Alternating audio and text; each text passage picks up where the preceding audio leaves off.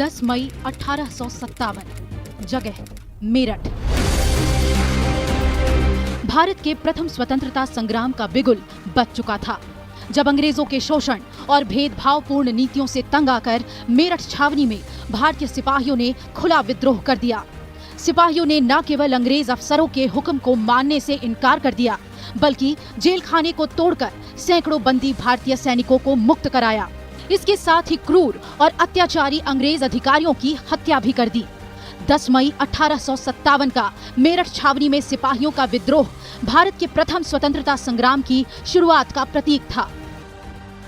मेरठ के विद्रोह की शुरुआत करने के बाद भारतीय सिपाही दिल्ली की तरफ कूच कर गए और 11 मई 1857 को सिपाहियों ने दिल्ली पर कब्जा करने का अभियान शुरू कर दिया।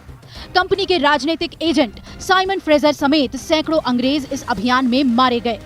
सरकारी दफ्तरों पर या तो सिपाहियों ने कब्जा कर लिया या उन्हें नष्ट कर दिया। इस तरह सत्ता के केंद्र और प्रतीक के रूप में दिल्ली पर कब्जे के साथ 1857 की प्रथम स्वतंत्रता संग्राम की शुरुआत हो गई। दिल्ली पर अधिकार करने के बाद सिपाहियों ने मुगल बादशाह बहादुर शाह को दिल्ली का सम्राट घोषित कर दिया। उनके नाम पर सिक्के ढाले जाने लगे और उन्हीं के नाम पर आदेश भी जारी किए जाने लगे। अंग्रेजों का जो प्रतिरोध है वो तो भारत में उस दिन से शुरू हो गया था जिस दिन से भारत के अंदर उन्होंने अपना वर्चस्व स्थापित करने की कोशिश की थी। चाहे वो सन्यासी फकीर विद्रोह बंगाल में 1770 से है और 1857 तक आते आते करीबन 250 ऐसे विद्रोह हैं जो जगह जगह पे अंग्रेजों का प्रतिरोध किया गया। और 1857 जो है वो एक परिणति थी ऐसे विद्रोहों की जो एक साथ बनकर पूरे राष्ट्रीय स्तर के ऊपर उभर करके आई। मेरठ और दिल्ली पर कब्जे के बाद पूरे उत्तर भारत, पश्चिमी भारत और मध्य भारत के कुछ इलाकों में तो सिपाहियों और नागरिकों के बीच अंग्रेजों के खिलाफ विद्रोह की तेज लहर चल पड़ी। इस लड़ाई के दौरान कंपनी के करीब 2.5 लाख सैनिकों में से आधे सिपाहियों ने अपनी अपनी रेजिमेंटों को छोड़ दिया और सेना के आदेश को मानने से साफ इनकार कर दिया। दिल्ली पर कब्जे के करीब 1 महीने के भीतर ही यह आंदोलन कानपुर, लखनऊ, इलाहाबाद, बरेली, जगदीशपुर, झांसी और बिहार समेत देश के अनेक इलाकों में फैल गया। पूरा देश अंग्रेजों के खिलाफ आक्रोश से भर उठा था। ब्रिटिश हुकूमत के शोषण और जातियों से पूरे देश की जनता परेशान थी और यही वजह थी कि पूरे देश की जनता इस लड़ाई में शामिल हो गई। अगले 1 साल तक देश में ब्रिटिश हुकूमत एक तरह से गायब रही। इसका विस्तार पेशावर से लेकर के और असम में डिब्रूगढ़ तक था, नीचे कर्नाटक में बेलगांव तक था, महाराष्ट्र में शोलापुर, शोरापुर, औरंगाबाद, गुजरात में पंचमहल, उड़ीसा, ढाका, चिटगांव और पूरा अवध, मध्य प्रदेश, राजस्थान के इलाके, तो मतलब पूरे भारत का जो है भारत पूरे में विस्तृत था इसका जो क्षेत्र था विरोध का। दरअसल 1857 की क्रांति ब्रिटिश शासन की सालों से चली आ रही दमनकारी और अन्यायपूर्ण नीतियों के खिलाफ शुरू हुई थी। 1857 की क्रांति के प्रमुख राजनीतिक कारणों में से एक थी गोद निषेध प्रथा या हड़प नीति। ये अंग्रेजों की विस्तारवादी नीति थी जो ब्रिटिश भारत के गवर्नर जनरल लॉर्ड डलहौजी के दिमाग की उपज थी। इसके साथ ही भारी टैक्स और राजस्व संग्रहण के कड़े नियमों के चलते किसान और जमींदार वर्गों में असंतोष था। साथ ही भारत में तेजी से पैर पसारती पश्चिमी सभ्यता को लेकर समाज के बड़े वर्ग में आक्रोश था। इन सब के अलावा एक बड़ी वजह थी भारतीय सैनिकों और ब्रिटिश सैनिकों के बीच होने वाला भेदभाव और सैनिक छावनियों में भारतीय सैनिकों का शोषण। 1857 के प्रथम स्वतंत्रता संग्राम के तत्कालिक कारणों में से एक कारण इस बात की चर्चा भी थी कि 1853 की राइफल के कारतूस की खोल पर सुअर और गाय की चर्बी लगी हुई है। ये हिंदू और मुस्लिम दोनों धर्मों के लोगों की भावनाओं को ठेस पहुंचा रही थी। ये राइफलें 1853 के राइफल के जखीरे का हिस्सा थी। इस कारतूस के इस्तेमाल पर जोर देने के विरोध में मार्च 1857 में बैरकपुर छावनी के 34वें नेटिव इन्फेंट्री के जवान मंगल पांडे ने अपने सार्जेंट मेजर पर गोली चला दी। इसके बाद अंग्रेजों ने इस रेजिमेंट को ही भंग कर दिया। वहीं 9 मई को मेरठ में सैनिकों ने नई राइफल इस्तेमाल करने से इनकार कर दिया तो उन्हें 9 साल जेल की सजा सुनाई गई। अंग्रेजों के इन क्रूर नीतियों ने भारत के पहले स्वतंत्रता संग्राम के शुरू होने की बीज बो दी। ये जो संग्राम शुरू होता है, शुरू तो एक उस समय राइफल के कारतूस की घटना बन जाती है, लेकिन आप ये देखिए कि जिस तरीके से भारत के किसानों को भूमिहीन बनाया गया, उनके ऊपर अफीम की खेती, नील की खेती थोपी गई ला करके। भारत के जो जुलाह थे उनको तबाह किया गया, राजाओं की सेनाओं को तबाह किया गया। वो सैनिक क्या करें, कहाँ जाएं? उसके अलावा लोहार का जो काम था कि सैनिकों के लिए उस समय शस्त्र बनाते थे, करते थे, वो बेरोजगार हुए। मतलब छोटे जमींदार, फिर जो दत्तक पुत्र लेने के लिए इन लोगों ने जो डॉक्ट्राइन ऑफ लैप्स अपनाई, डलहौजी वगैरह ने, तो एक बहुत सारे कारण ऐसे एकत्रित होते चले जा रहे थे जो ऊपर भारतीय रजवाड़ों से लेकर के और भारत के गरीब से गरीब जो व्यक्ति थे उन तक को प्रभावित कर रहे थे, और इसीलिए सारे मिल करके लड़े हैं पूरे इसके अंदर। हालांकि अंग्रेजों ने अपनी पूरी ताकत और सेना के दम पर भारत के इस प्रथम स्वतंत्रता संग्राम को दबा दिया, लेकिन इस लड़ाई ने ये तय कर दिया कि अब अंग्रेज भारत पर सदियों तक शासन नहीं कर पाएंगे। इस क्रांति ने भारत में ब्रिटिश शासन की नींव हिला दी। आजादी की पहली लड़ाई, जब अंग्रेजों को हिंदुस्तान की सरहदों से हमेशा के लिए खदेड़ने के लिए देश के वीरों और वीरांगनाओं ने हाथों में तलवार थाम ली। एक साथ उत्तर भारत और मध्य भारत के मुट्ठी भर क्रांतिकारियों ने अंग्रेजों के खिलाफ बिगुल फूंक दिया था।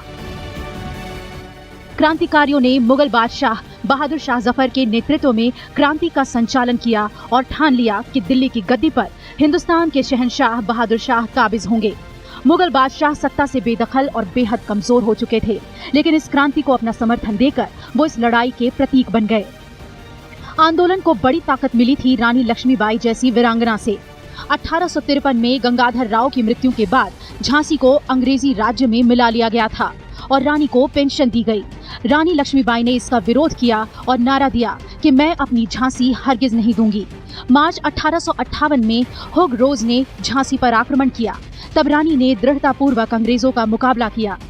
रानी लक्ष्मीबाई के युद्ध कौशल के अंग्रेज भी कायल हो गए थे। 17 जून 1858 ईस्वी को अंग्रेजों से युद्ध करते हुए रानी ने वीर गति प्राप्त की, लेकिन हर मोर्चे पर उन्होंने अंग्रेजों के दांत खट्टे कर दिए थे।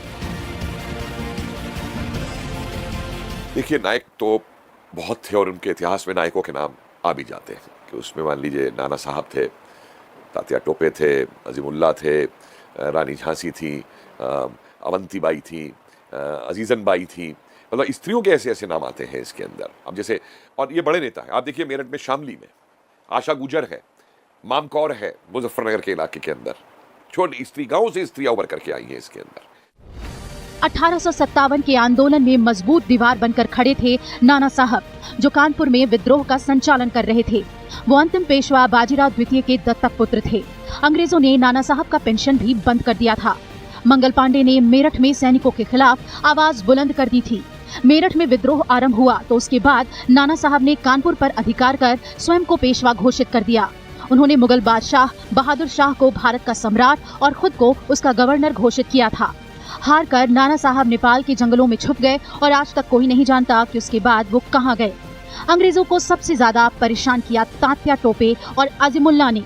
आंदोलन के विफल होने के बाद 1859 में आज ही के दिन तात्या टोपे को फांसी की सजा दी गई, लेकिन दोनों ने मिलकर नाना साहब के नेतृत्व में अंग्रेजों से कई युद्ध किए और लोगों को आजादी के महत्व के बारे में समझाया।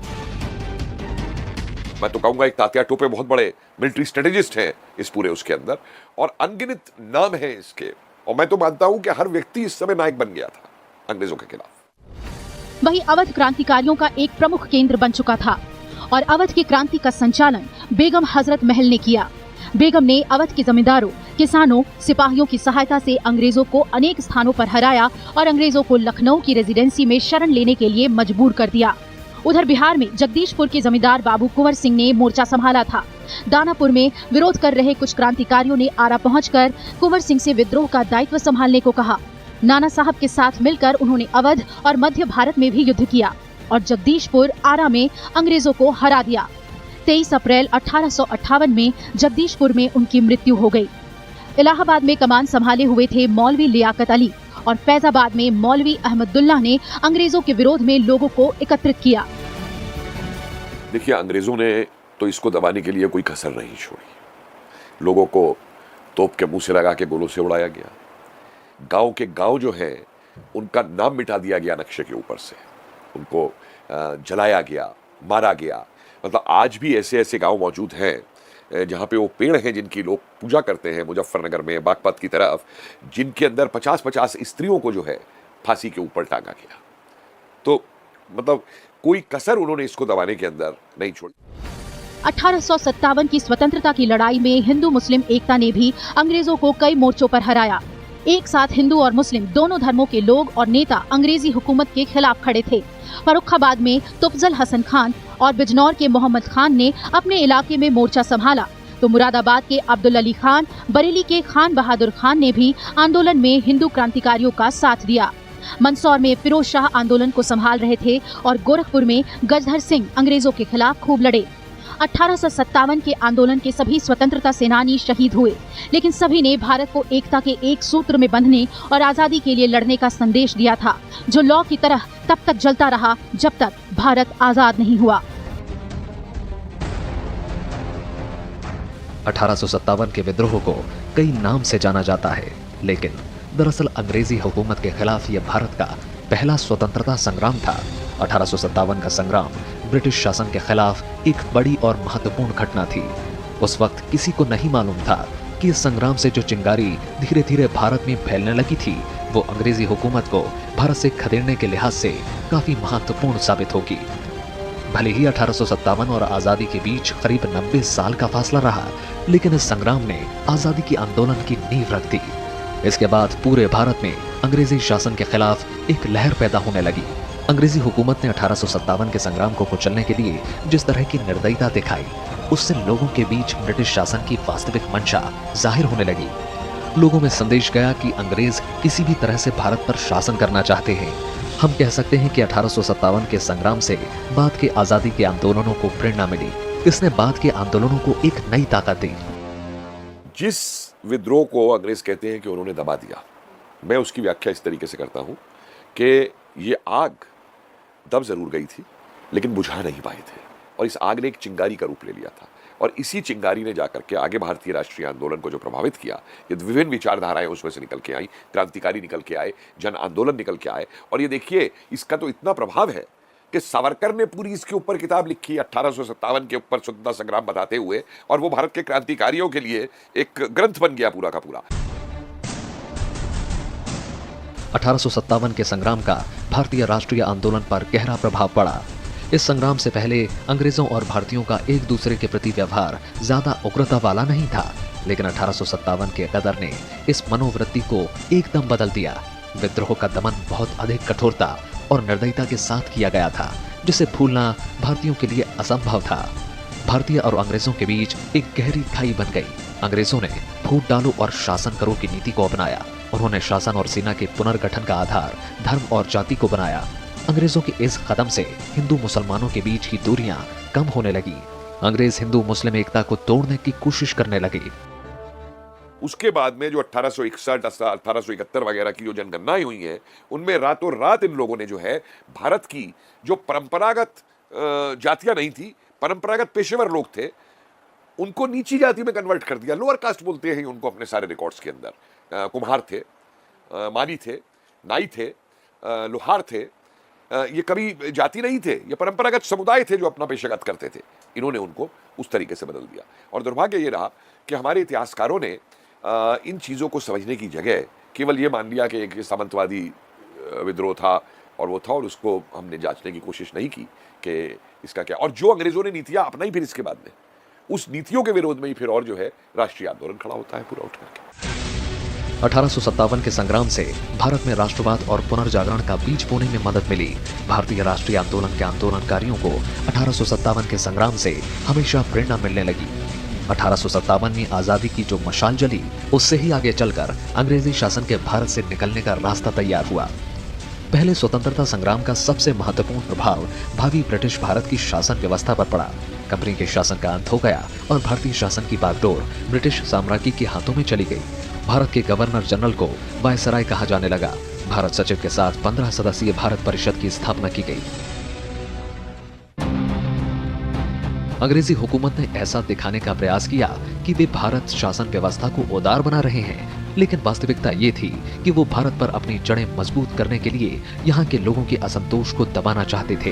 हालांकि अंग्रेजों की मंशा को भांपते ज्यादा देर नहीं लगी और 1857 के संग्राम के 90 साल के भीतर ही ऐसे हालात पैदा हुए कि अंग्रेजों को भारत से निकलना पड़ा।